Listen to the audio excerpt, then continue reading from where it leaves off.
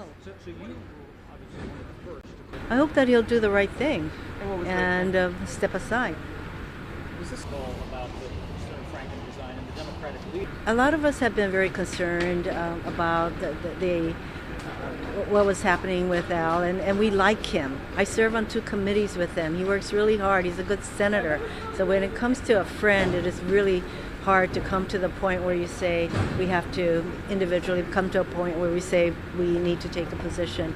And I've said that this is a moment for a cultural change where we stop looking at women as objects and toys, because these kinds of actions by males mainly of harassment has been tolerated, gone on for way too long, but not anymore. And I'm really grateful for all the women who are coming forward, and men too, coming forward to talk about the abuse that they've experienced, because now is the time for that kind of cultural change to occur. But in order for that to occur, we each must be the change. I think Leader McConnell probably has a good analysis of it. Bottom line is it'd be very hard for him to effectively serve. I think we'll know more tomorrow. The truth of the matter is when a Republican calls on a Democrat to resign, it can be written off as partisan politics. At the end of the day, the allegations are serious, and most of his Democratic colleagues now feel like he can't effectively serve. So from the people of Minnesota's point of view, probably a change would be welcome, but I'll leave that up to Senator Franken.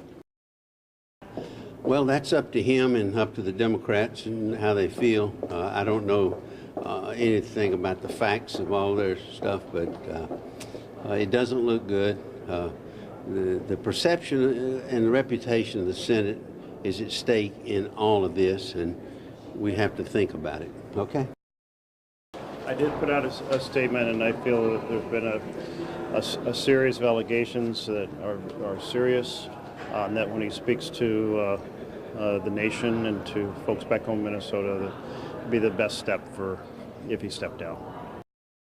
There's an old expression, the truth will set you free, but sometimes it'll make you feel like hell in the first place.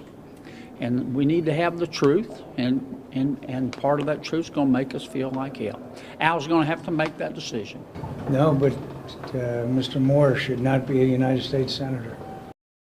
I think he should withdraw. I think he's a flawed candidate. I think if a Republican, you believe that Roy Moore winning is good for us long term, I respectfully disagree. This is a bit of a dilemma, but not for me. Roy Moore, if he does win, is the gift that keeps on giving in terms of Democratic politics. If you're running in 2018 and Roy Moore wins, he will become your best friend whether you want him to or not. We all got our own views. We'll know next Tuesday what happens down in my state of Alabama, but Roy Moore, it's his to lose. The question is, well, how many people will vote and what will happen? If the allegations about Mr. Moore are true, he should quit, and he should quit now. He denies that they're true. The people of Alabama have a say in this as well. They're gonna get to vote as they should. The only thing that's clear to me at this juncture is somebody's lying, and we'll find out who it is, and then the Senate will act accordingly. Do you believe the women who have charged sexual I've said all I want to say on it. I can't do any better than I did.